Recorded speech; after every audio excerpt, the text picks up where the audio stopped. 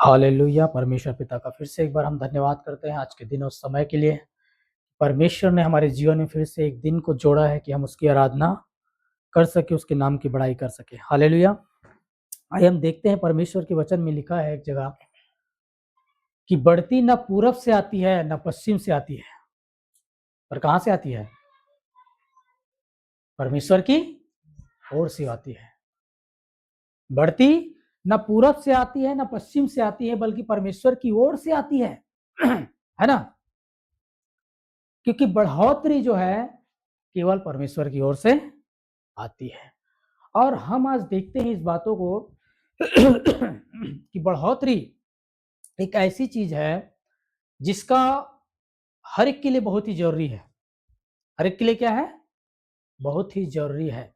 बिना बढ़ोतरी के कोई भी चीज या कोई भी बातें अधूरा है ना? बिना बढ़ोतरी का, जैसे मैं पिछले बार कहा था, जैसे कि एक बच्चा पैदा होता है तो उसको बढ़ोतरी की जरूरत है ना? अगर वो बच्चा पैदा होने के बाद आगे बढ़े ही ना तो फिर बहुत ही दिक्कत वाली बात है ना? वो आगे जैसे बढ़ता है वैसे भी हमारे मसीही जीवन में भी बढ़ोतरी होने की जरूरत है। हर क्षेत्र में बढ़ोतरी होने की क्या है? जरूरत है। केवल एक क्षेत्र है, दो क्षेत्र नहीं।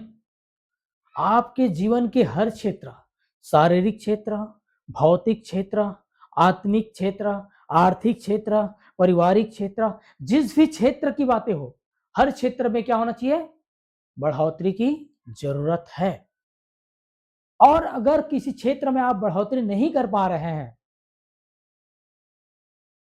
तो उसके पीछे बहुत सारी बातें हो सकती है, बहुत सारी कारण हो सकता है ना? और बढ़ोतरी क्यों नहीं हो रहा है उस चीज को समझना है, जानना है। क्योंकि परमेश्वर ने हमको क्या है, हमें बनाया ही ऐसे है, हमें बढ़ोतरी के लिए, रुकने के लिए, ठहरने के लिए नहीं, बढ़ोतरी करते जाना है, बढ़ोतरी करते जाना। क्योंकि वचन में लिखा है कि ज्यो ज्यो तुम और इस बातों को जानते जाओ और त्यों त्यों और ही आगे बढ़ते जाओ। हालेलुया। क्या करना है? ज्यो ज्यो तुम हम परमेश्वर के निकट आते हैं, परमेश्वर को और भी करीब से जानते हैं, और भी उन चीजों के निकट आते हैं, हम और भी आगे बढ़ते जाए।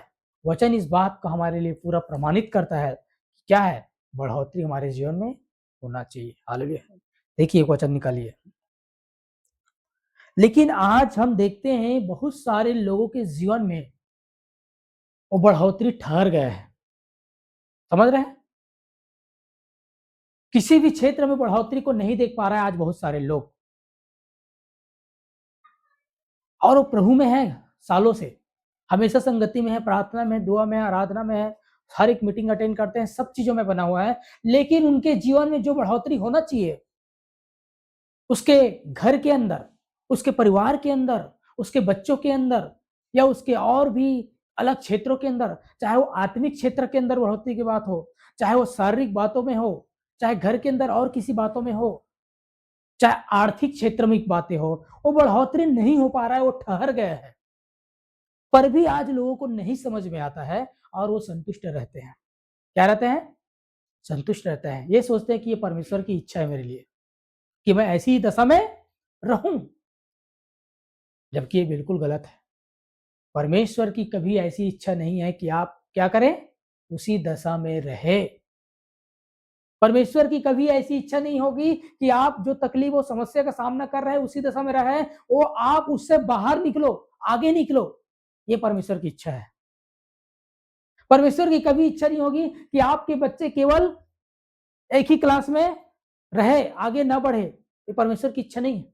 या आगे पढ़ ही ना पाए, या आगे और कुछ अच्छा काम ना कर पाए, हमेशा अपने जीवन में असफलता, निराशा का सामना करते रहे और वहीं पर वो चुपचाप बढ़ जाए।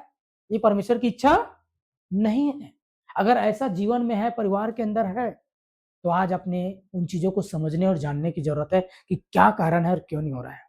क्योंकि परमेश्वर की कभी ऐसा इच्छा नहीं है कि आप किसी भी क्षेत्र में आप ठहर जाए या रुक जाए या आप उस बढ़ोतरी से पीछे हट जाए। परमेश्वर की इच्छा कभी नहीं है, याद रखिए इस बात को। परमेश्वर की इच्छा हर हाल में आपके लिए यही है कि आप बढ़े हमेशा हर क्षेत्र में। हालेलुया। देखिए वहां पर पढ़िए एक वचन। हालेलुया, धन्यवाद यीशु, थैंक यू फादर जीसस, धन्यवाद यीशु राजा। भजन संहिता 115 उसका 14 पद। भजन संहिता 115 उसका 14 पद। यहाँ पर देखो क्या लिखा हुआ है। यहोवा तुमको और तुम्हारे लड़कों को भी अधिक बढ़ाता जाए। हाँ, यहोवा तुमको और तुम्हारे लड़कों को भी अधिक बढ़ाता जाए। यहोवा जो आकाश और पृथ्वी का करता है, उसकी ओर से तुम आशीष पाए हो। हालेलुया। क्या बोलता है परमेश्वर का वचन? परमेश्वर यहोवा तुमको और तुम्हारे लड़कों को भी अधिक बढ़ाता जाए। देखिए परमेश्वर की इच्छा क्या है? वो चाहता है हमारी बढ़ोतरी और आशीष, हम उसकी इच्छा है ना।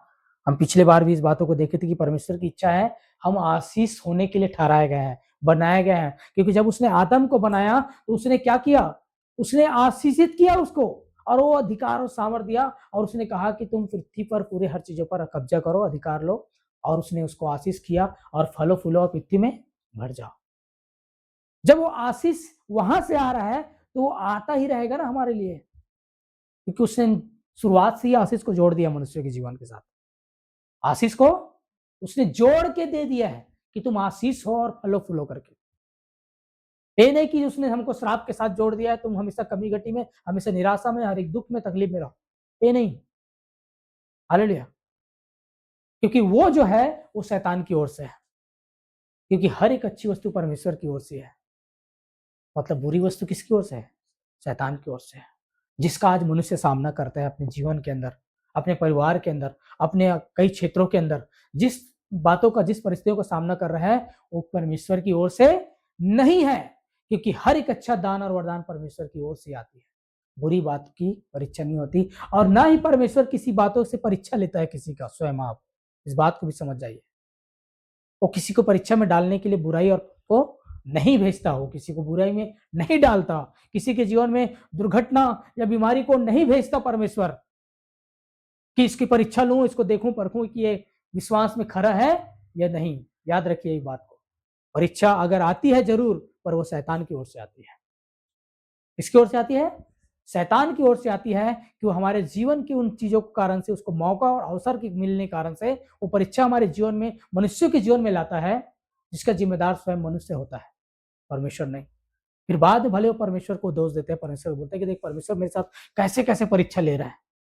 हालेलुया। अरे भैया परमेश्वर नहीं ले रहा है, वो शैतान ले रहा है। अपने आप को मजबूत कीजिए, वचन में लिखा है उसका सामना कीजिए, वो भागेगा वो। हालेलुया। शैतान का सामना करो, वो भागेगा लिखा है। आप उसका सामना कीजिए, अपने आप में दृढ़ हो जाइए, अपने योद्धा के रूप में खड़ा हो जाइए और उसका सामना कीजिए। वो परीक्षा लेना बंद कर देगा। हालेलुया। क्योंकि हमारे लिए परीक्षा नहीं रखा हुआ है, हमारे लिए आशीष रखा हुआ है। हालेलुया। हमारे लिए बढ़ोतरी रखा हुआ है। वचन में क्या लिखा है यहाँ पर कि यहोवा तुमको और तुम्हारे लड़कों को भी अधिक बढ़ाता जाए। हालेलुया। परमेश्वर केवल आपको और मुझे नहीं, बल्कि आपकी पीढ़ी को भी, आपके लड़कों को भी अधिक बढ़ाता जाए। आपके बच्चों को भी अधिक बढ़ाएगा वो। केवल आपको बढ़ाने की वो वादा या गारंटी नहीं देता है, वो आपके बच्चों को भी वो बढ़ाता जाएगा। हालेलुया। ऐसा नहीं है कि परमेश्वर आपको आशीष दिया और आपके बच्चे को नहीं देगा, या आपके बच्चे के जीवन में केवल इसको डाल देगा। नहीं, परमेश्वर की प्रतिज्ञा आपके लिए और आपकी पीढ़ियों के लिए भी है। हालेलुया। जो परमेश्वर आपके लिए जो बातें बोलता है, वो आपके बच्चों के लिए भी बोलता है, आपकी पीढ़ियों के लिए बोलता है। याद रखिए, मतलब आपके द्वारा, मेरे द्वारा, आपके घराने, आपकी पूरा पीढ़ी आशीष होता है ना। इस बात को समझ जाइए। इसलिए वहां पर लिखा है कि वो तुमको और भी अधिक बढ़ाता जाए, और लिखा है कि क्योंकि यहोवा जो आकाश और पृथ्वी करता है, उसकी ओर से तुम क्या पाए हो? आशीष पाए हो। पाओगे नहीं, पाए हो। हम आशीषित किए गए हैं। मैंने बताया ना, हम क्या है? आशीषित किए गए हैं। हालेलुया। इस बात को जान जाइए। अगर आप इस चीज को समझ जाएंगे, अगर ये प्रकाशन को आप जानेंगे अपने जीवन में, तो जिन परिस्थितियों का आप सामना कर रहे हैं, उस पर आप राज्य करेंगे, उस पर आप जय पाएंगे, उसको आप डांट सकेंगे। कि परमेश्वर मुझे आशीष के लिए ठहराया गया है, और जो मेरे जीवन में जिस श्राप का मैं सामना कर रहा हूं, जिस परिस्थिति का सामना कर रहा हूं, जिस पर बुराई का मैं सामना कर रहा हूं, ये मेरा हिस्सा नहीं है, ये मेरा अधिकार नहीं है। मैं तुझे यीशु के नाम से डांटता हूं, आप उस पर अधिकार ले सकते हो। हालेलुया। क्योंकि आप जानेंगे कि मैं आशीषित होने के लिए हूं और बढ़ने के लिए हूं। आप अपने जीवन को उस ठहरी हुई दशा को आप बोल सकते हैं। लेकिन सारे सृष्टि का कान होता है, याद रखिए, सारे सृष्टि का कान होता है। परमेश्वर ने भी वो बोला और सृष्टि को माना, है ना? जैसे प्रभु यीशु मसीह ने आंधी तूफान को डांटा। हर प्रकार के सारे सृष्टि का, सारे चीजों का क्या होता है? कान है। आप जिस अपने परिस्थिति की बात करोगे, आपकी परिस्थिति आपकी आवाज को सुनेगा। आप उसे डांटोगे कि मेरा ये हिस्सा और भाग नहीं है, मैं आशीष होने के लिए बुलाया गया हूं, मैं इस बीमारी में सड़ने के लिए नहीं हूं, मैं चंगाई के लिए रखा गया हूं, क्योंकि यीशु के कोड़े खाने से क्या हूं? मैं चंगा किया गया हूं। हर परिस्थिति से आप बात कर सकता है व्यक्ति,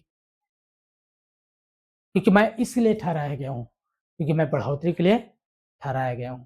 आप उसकी उस कमी घटी का और आप उस ठहरे हुए जीवन से आप बोल सकते हैं, कह सकते हैं कि ये मेरा हिस्सा नहीं, मेरे जीवन से दूर चले जाओ, मैं यीशु के नाम से तुझे हटाता हूं, डांटता हूं। जब आप उन चीजों पर अधिकार लेंगे तो फिर आप अपने जीवन में उस बढ़ोतरी को आप देखना स्टार्ट कर देंगे। आप उस आशीष को अपने जीवन में देखना स्टार्ट कर देंगे जो आपको पहले से दिया हुआ है। हालेलुया। आज लोग क्या है, लोगों का नजरिया अलग है, वो परमेश्वर के आशीष को नहीं देखते जो उसने दे दिया ऑलरेडी। हालेलुया। बल्कि अलग तरीका से उस आशीष को पाने की कोशिश करता है, और देखते किसको है? वो लोग आज श्राप को देखते हैं, लोग आज कमी घटी और बीमारी और नाना प्रकार की चीजों को देखते हैं, जिसके कारण से वो जो उसके जीवन में वही पाया जाता है। हालेलुया। हम देखते क्या है, ये बहुत महत्वपूर्ण है। आप क्या देखते हो? जो आप देखते हो और जो आप सुनते हो और जो आप अपने मुंह से बोलते हो, वही चीजें आपके लिए स्थापित होती है। हालेलुया। जो आप देखते हो अंदर आत्मा की आंखों से, बाहरी आंखों की बात नहीं कर रहा हूं मैं, बाहरी से पूरा संसार देख रहे हो आप, लेकिन अपने मन की आंख से जो आप देखते हो, हालेलुया, वो अंधकार नहीं होना चाहिए, उजाला होना चाहिए। इसलिए वचन में लिखा है, तेरी मन की आंखें ज्योतिर्मय हो, लिखा है बाइबल में। बाइबल में क्या लिखा है? तेरे मन की आंखें क्या हो? ज्योतिर्मय हो। क्योंकि अगर तेरे मन की आंखें ज्योति रहेगी तो तुम हमेशा ज्योति और उजाला को देखोगे। और ज्योति उजाला क्या है? आशीषित है भैया, बढ़ोतरी ही ज्योति और उजाला है। हर क्षेत्र में आशीषित होना, बढ़ोतरी होना, शांति में जीवन बिताना, ये क्या है? ये ज्योति है। और अंधकार क्या है? अंधकार में जहां कुछ नहीं है। तो हमारे मन की आंखें क्या होना चाहिए? ज्योतिर्मय होना चाहिए। आपके मन की आंखों से आप क्या देखते हो, और जो देखते हो वो चीजों को जब आप बोलते हो, उसकी घोषणा करते हो, उसको लागू करते हो, आपके लिए वही बनना तैयार होता है, और आप फिर उसको अपनी इस शारीरिक आंखों से फिर देखने पाओगे। हालेलुया। इस बात को समझना है। यहां पर हम जो देखते हैं, हालेलुया, धन्यवाद राजा। उसके बाद हम देखते हैं उत्पत्ति की पुस्तक में, उत्पत्ति 12 अध्याय, उत्पत्ति 12 अध्याय उसका 2 पद पढ़ेंगे। हालेलुया, धन्यवाद यीशु।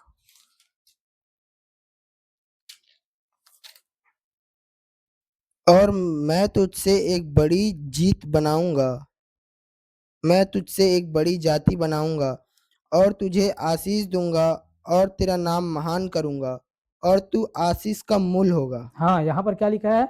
और मैं तुझसे एक बड़ी जाति बनाऊंगा और तुझे आशीष दूंगा और तेरा नाम महान करूंगा और तू आशीष का क्या होगा? मूल होगा। हालेलुया।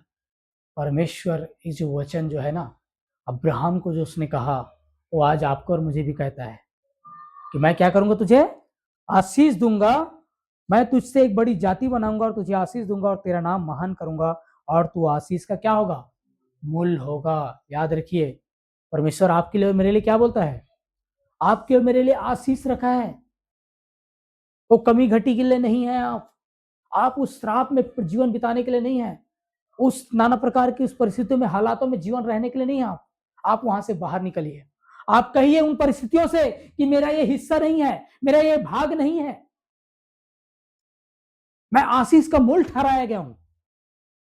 समझ रहे? आशीष का मूल का मतलब क्या है? आप आशीष का मूल है, आपके द्वारा आशीष बहेगी लोगों तक। केवल आप आशीष नहीं है, आपके द्वारा दूसरे लोग आशीष पाएंगे। समझ रहे हैं? आप आशीष के स्रोत ठहराए गए हैं। समझ आ रहा है बात? हालेलुया। केवल हम आशीषित नहीं होते हैं, बल्कि हम आशीष के मूल है, आशीष के स्रोता है। मतलब हमारे जीवन के द्वारा आशीष बहेगा और हजारों लोग आशीष पाएंगे। आप दूसरों को भी आशीष करेंगे। हालेलुया। आपके द्वारा कई पीढ़ी और कई जाति और कई लोग आशीष पाएंगे। इसलिए परमेश्वर आपको आशीष का मूल बोलता है। हालेलुया।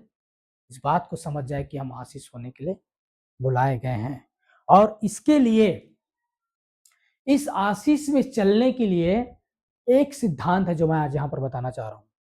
समझ में आ रहा है? मतलब इस बढ़ोतरी में बढ़ने के लिए, जिसके लिए परमेश्वर बोलता है कि तुम और तुम्हारे घराना और तेरे लड़के भी अधिक बढ़ता जाए। हालेलुया। इसमें क्या होगा? इसके एक सिद्धांत, एक रहस्य है जो मैं आपके सामने रखना चाहता हूं, बताना चाहता हूं। देखिए, निकालिए दूसरा राजा की पुस्तक। हालेलुया, धन्यवाद यीशु। 4 अध्याय।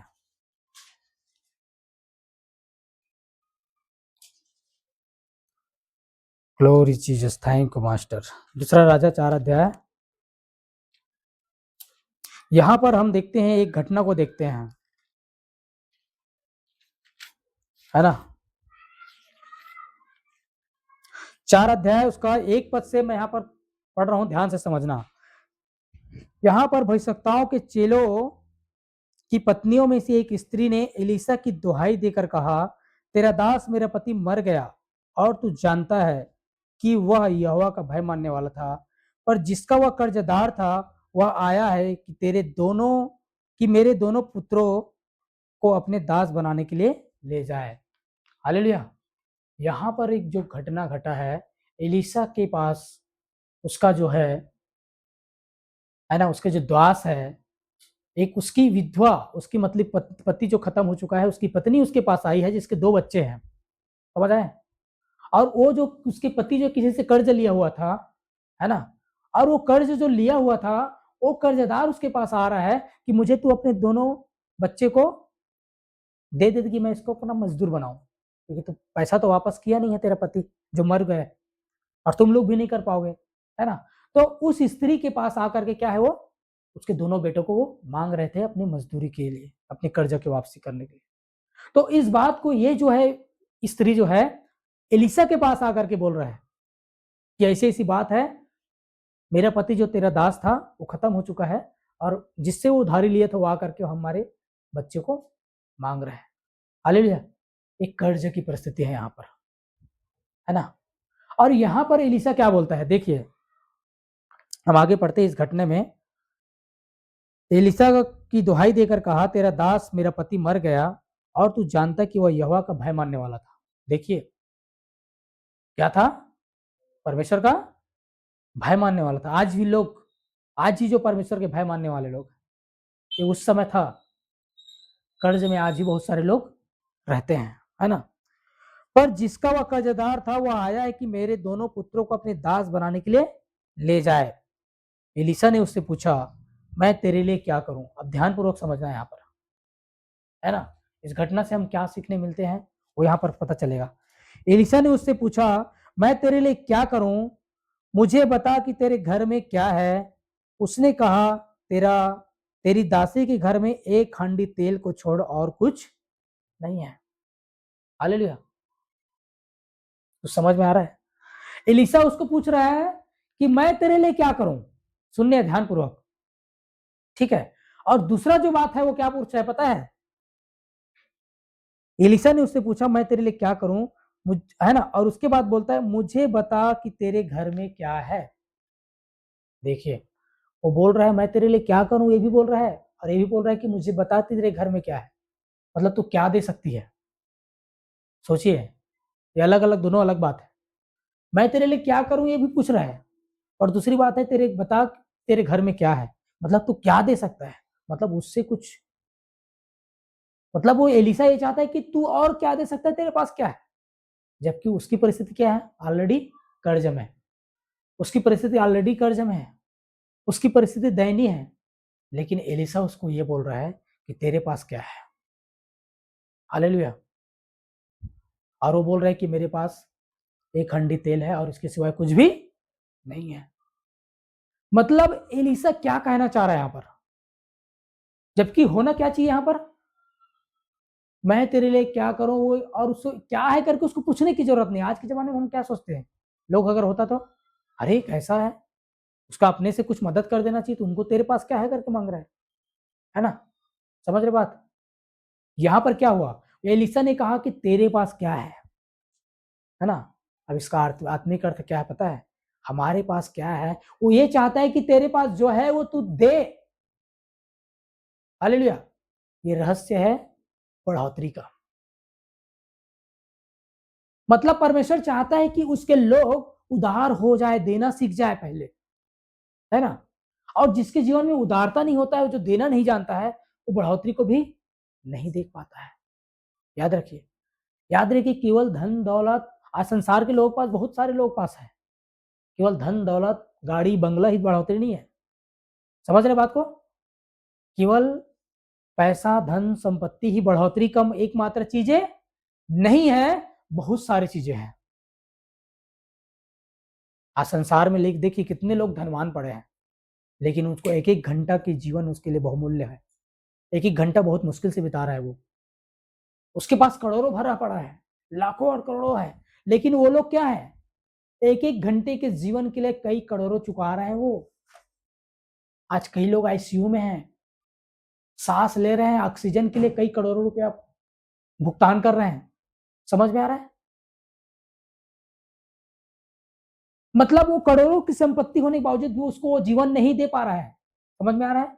तो धन और संपत्ति ही केवल एक मात्रा आशीष नहीं है जो मनुष्य के लिए पर्याप्त है, और ये आशीष होना नहीं होता है, वो चाहिए जरूर, उसमें आपको आशीष होना है, उसमें आपको बढ़ना है, आपके जीवन में कोई कमी घटी नहीं होना चाहिए। लेकिन केवल वही बढ़ोतरी का रहस्य, बढ़ोतरी बस नहीं है कि आप बहुत धनवान है तो आप बढ़ोतरी में जीवन बिता रहे हैं। आपके पास जो पर्याप्त है उसमें रहते भी आप एक जो शांति से जीवन बिता सकता है, वो भी क्या है, वो बढ़ोतरी है। शांति का होना चाहिए, बहुत बड़ी बात। समझ आ रहा है।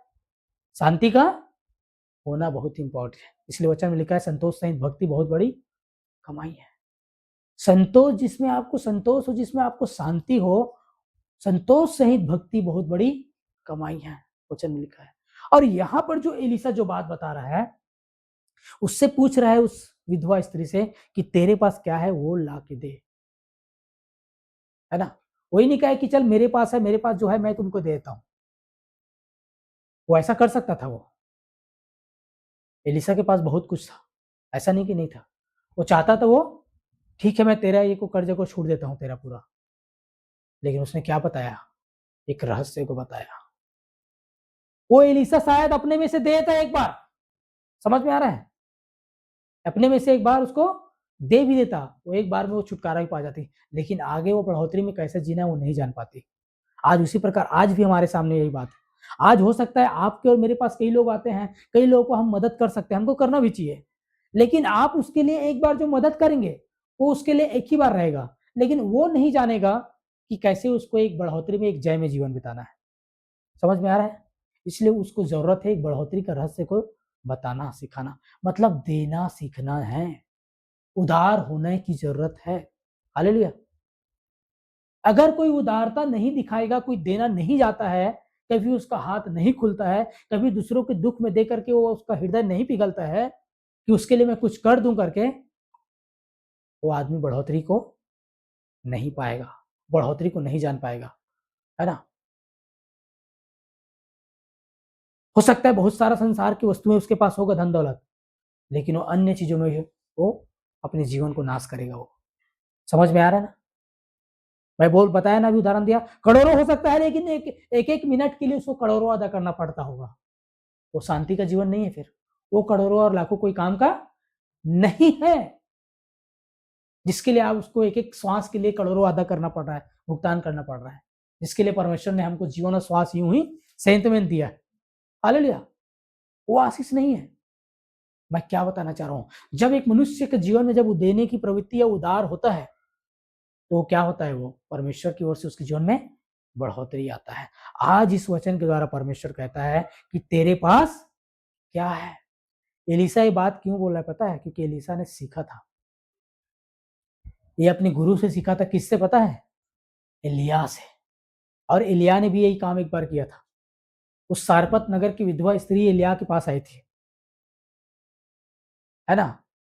जो लकड़ी बीन रही थी और उसके पास आई थी, और उसने क्या किया? उससे उसको क्या किया? वो स्त्री खुद क्या थी? गरीब थी। उसके एक बेटा था और उसके पास क्या था? कुछ नहीं था, केवल एक कुप्पी मैदा और थोड़ा सा तेल था। जब उसने एलिय्याह ने उससे पूछा, वहां पर हम वो पहला राजा में है, वो घटना 17 अध्याय में है, पहला राजा का 17 अध्याय में है, वहां पर है, हम खोलेंगे नहीं अभी, है ना? वहां पर उसने स्त्री ने कहा, उस एलिय्याह ने कहा कि तेरे पास क्या है? उसने कहा मेरे पास थोड़ा सा मैदा भर, कुप्पी भर मैदा है और थोड़ा सा तेल है, और इसको हम लोग आज बनाएंगे, यही आखिरी हमारे पास बचा है, बनाएंगे इसको और उसको बेटे और दोनों हम खा के आज खत्म हो जाएंगे, क्योंकि इसके बाद आगे हमारे पास नहीं है खाने के लिए। समझ में आ रहा है? अब वैसा बताता है, उसके बाद एलिय्याह क्या बोलता है कि ठीक है, तू रोटी बना के मेरे पास लेके आ, मुझे खिला, बोलता है।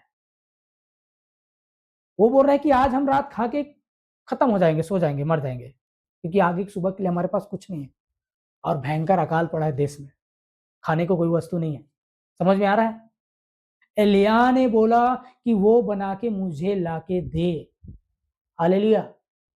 और उसने आगे बताया वो रहस्य कि जब तक मैं ना कहूंगा मेंह नहीं बरसेगा, और मैं जब तक नहीं कहूंगा तेरे उस कुप्पी का उस तेल नहीं घटेगा, तू बर्तन लेके। और हम देखते हैं घटना में कि सारे बर्तन ऊपर बर्तन लाते गया, उस विधवा के पास क्या हो गई? पर्याप्त से बढ़कर उसके पास हो गया। मतलब क्या है? मतलब एलिय्याह ने उसको क्यों कहा कि तू रोटी बना के मुझे ला? वो चाहता था कि तू, तेरे पास की जरूरत है, लेकिन वो उसको एक उदारता को दिखाना चाह रहा था, एक देने की उस सिस्टम को बता रहा था। और याद रखिए, बढ़ोतरी का, आशीष में चलने का और भी बढ़ोतरी में होने का ये एक रहस्य है। कौन सा? उदार होना और देना। ठीक है? और सिर्फ पैसे की बात नहीं है, यहां पर सिर्फ पैसे की बात नहीं है, इसका आत्मिक अर्थ क्या है पता है? आत्मिक अर्थ है कि आप प्रभु के लिए, आपके पास क्या है, जो आपके पास है उसको प्रभु को देना। समझ में आ रहा है? आज लोग क्या करते हैं पता है? प्रभु के पास नहीं आते हैं, घंटों कहीं और बिता देंगे, सब चीजों में बिता देंगे और कहीं समय बिता देंगे, लेकिन अपने आप को वो परमेश्वर को नहीं देते, नहीं सौंपते, मतलब परमेश्वर के चरणों में नहीं आते हैं, है ना? इसका आत्मिक अर्थ यह है कि आपके पास जो, अगर 10 मिनट है आपके पास, 10 मिनट परमेश्वर को दीजिए। 24 घंटे में 1 घंटा है, उसको परमेश्वर को दीजिए। मतलब परमेश्वर को समय देना सीखिए, परमेश्वर के लिए उसके निकट आइए, फिर वो हमारे जीवन में क्या है? वो आशीष और बढ़ोतरी का कारण है। इस बात को समझ जाइए, क्योंकि एलीशा ने वही किया जो अपने गुरु एलिय्याह से उसने सीखा था, और उसके बाद उसने बढ़ोतरी को वहां पर देखा। वैसा ही आज हमारे जीवन में भी हमको परमेश्वर के लिए क्या होना चाहिए? हमको उदार होना है। जब हमारे सामने कोई ऐसे लोग हैं, हमारे आसपास में या हमारी नजरों में, जब ऐसी परिस्थिति जब आती है, तो हमको उदारता दिखाना आना चाहिए। जो आपके पास है उसमें क्या करो? वहां पर दिखाना है। हालेलुया। और दूसरा आत्मिक जो बात है कि आपके पास जो समय है, उस समय को परमेश्वर को दीजिए, परमेश्वर के साथ बैठिए, परमेश्वर को खोजिए। उसके पास क्या होता है? वो आशीषित होता है और वो बढ़ोतरी को देखता है। हालेलुया। देखिए यहां पर हम देखते हैं और कुछ बातों को हम देखते हैं यूसुफ के जीवन में। देख, इधर सुनिए, यूसुफ के जीवन में भी क्या था? वचन में क्या लिखा है? यूसुफ उसके साथ था और वो बढ़ते, सॉरी, परमेश्वर यूसुफ के साथ था, परमेश्वर यूसुफ के साथ था, वचन में लिखा है, और वह बढ़ते गया, वो बढ़ते गया। यूसुफ के जीवन में क्या है पता है? आप जानते हैं यूसुफ के जीवन को? बाइबल के अंदर सबसे अच्छा उदाहरण है यूसुफ, जिसके साथ क्या हुआ?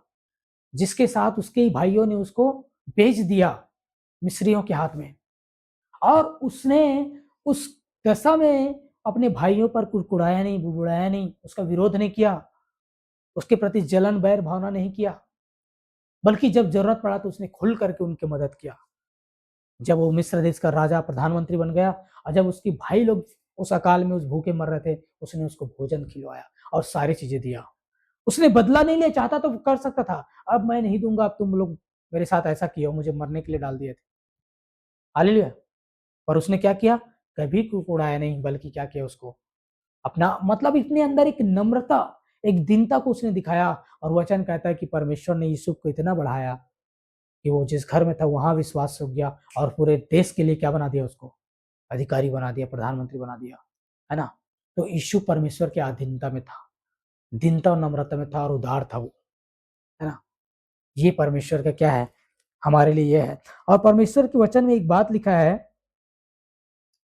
कि परमेश्वर के वचन में क्या लिखा है कि जो कोई परमेश्वर के घर को बनाएगा, परमेश्वर के वचन में लिखा है कि वो तुम्हारे घर को बनाएगा, है ना। तो यहाँ पर जो घर के हैं, आजकल प्रचार सिर्फ पैसे के बारे में होता है कि हम मैं भवन बना रहा हूँ या उसके भवन में दो, तो परमेश्वर तुम्हारे घर के जरूरत को या आर्थिक जरूरत पूरा करेगा, या जिसके पास घर नहीं है उसके लिए परमेश्वर घर बनाएगा। लेकिन केवल वहीं तक बात नहीं है ये, परमेश्वर का घर क्या है पता है? आप और मैं और हर वो व्यक्ति जो मसीह में है, वो परमेश्वर का क्या है? घर है। परमेश्वर का निवास स्थान क्या है? वो है, एक व्यक्ति है, उसका हृदय परमेश्वर का निवास स्थान है। ध्यानपूर्वक समझिए। और जब मनुष्य के जीवन में जब कई ऐसी परिस्थिति आती है ना, तो ध्यानपूर्वक सुनिए। जब उसकी परिस्थिति बिगड़ी हुई है, उसका जीवन बिगड़ा हुआ है, उसको अगर आप एक अच्छा रास्ता दिखा रहे हैं, तो आप परमेश्वर के घर को बना रहे हैं। समझ में आ रहा है? परमेश्वर के घर को बनाने का मतलब क्या है? एक व्यक्ति जो बिगड़ा हुआ है या जिसके जीवन में हो सकता है दो भाई कहीं लड़ाई झगड़ा हो रहा है और आप जाके वहां पर सुलह करवा दिए, उसको मेल मिलाप करा दिए, आप क्या करवा रहे हैं पता है? आप परमेश्वर को घर को बना रहे हैं। और वचन में लिखा है कि वो आपके घर को बनाएगा। आमीन। मतलब आप आशीष के कारण ठहरेंगे, परमेश्वर आपको आशीष देगा, आपके परिवार को आशीष देगा। हम आप केवल शारीरिक रीति से नहीं, आर्थिक रीति से, आत्मिक रीति से, हर क्षेत्र से आप बढ़ोतरी करेंगे, क्योंकि आप परमेश्वर के घर को बना रहे हैं, इसलिए परमेश्वर आपके घर को बनाएगा। हालेलुया। इस बात को आज जानना है ना। इसलिए वचन में लिखा है, इसलिए धन्य कहा गया है जो मेल कराने वाले, धन्य जो मेल कराते हैं। हालेलुया। क्यों लिखा गया है? क्योंकि वो परमेश्वर के घर को बनाते हैं, वो जो मेल करवाते हैं, जो फूट डलाते हैं, जो बैर को उत्पन्न करवाते हैं, जो डाह करवाते हैं, जो बुराई को करते हैं, वो नहीं, बल्कि जो मेल कराते हैं। जो दो लोग जब लड़ाई हो रहा है, उनके बीच में अलगाव हो रहा है, उसको अगर सुलह करा दिया, मेल करा दिया, वो धन्य कहता है परमेश्वर उसको। और वही है जो धन्य है, जो परमेश्वर घर को बनाता है, वो परमेश्वर उसके घर को बनाएगा। मतलब वो आशीषित होगा, है ना।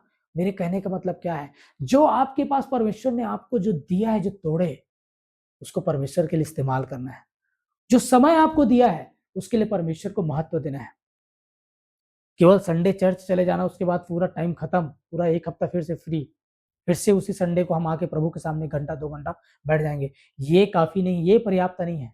ये मसीह के प्यार का, ये आप उसके प्यार के नहीं समझ पा रहे हैं आप। अगर आप अपने प्रतिदिन अपने व्यक्तिगत जीवन में आप परमेश्वर का, अगर जो समय आपके पास में है, चाहे वो 10 मिनट हो, चाहे वो आधा घंटा हो, चाहे वो 1 घंटा हो, आप आदर पूर्वक परमेश्वर के प्रेम में खो जाने के लिए जब परमेश्वर के निकट आते हैं, वही है जो आपके पास है, जिसको आप दे सकते हैं। जैसे उसने उस विधवा से कहा कि तेरे पास क्या है? क्यों कहा उसको? क्योंकि देना केवल पैसे की देने की बात नहीं है, वो तो उसके लिए तो है, लेकिन अपने पास जो क्या है, जो हम परमेश्वर को दे सकते हैं। परमेश्वर को तो आप पैसा नहीं दे सकते, है ना। आपके पास जो समय है, वो उसको दो जो कि परमेश्वर के लिए है, जो चाहता है कि मेरे पास आए, मेरे साथ बैठे, मेरे साथ बातचीत करे। वो जो आप देते हो, तो परमेश्वर आपको बढ़ोतरी देता है, हर क्षेत्र में बढ़ाता है, आत्मिक रूप से मैच्योर करता है, बढ़ाता है, और उसकी गहराई की बातों को आप जानते हैं। आप परमेश्वर आपको अलौकिक क्षेत्र में ले जाने के लिए वो बढ़ोतरी कराता है, याद रखिए। मतलब बढ़ोतरी जो है, हमारे एक बढ़ोतरी का एक सिद्धांत है, एक रहस्य है।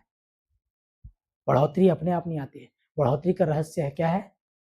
देना, परमेश्वर के लिए देना और समय को देना, है ना। समझ रहे हैं? इसलिए परमेश्वर के वचन में लिखा है कि पहले तुम उसके धर्म और राज्य की खोज करो तो सारी वस्तुएं तुमको मिल जाएगी। क्यों लिखा है? परमेश्वर के धर्म और राज्य की खोज करना, परमेश्वर के लिए भूखे प्यासे होना, परमेश्वर की चरणों में बैठने की इच्छा करना, जब वो चीज करोगे तो वचन में लिखा है कि तुमको सारी वस्तुएं मिल जाएगी, मतलब जो तुमको चाहिए, संसारिक वस्तुएं, बाहरी वस्तुएं, शारीरिक वस्तुएं, जो भी चाहिए आपके लिए, वो सारी चीजें तुमको परमेश्वर यूं ही आपको दे देगा। उसके लिए तुमको फिर रात दिन एक करने की जरूरत नहीं। समझ में आ रहा है?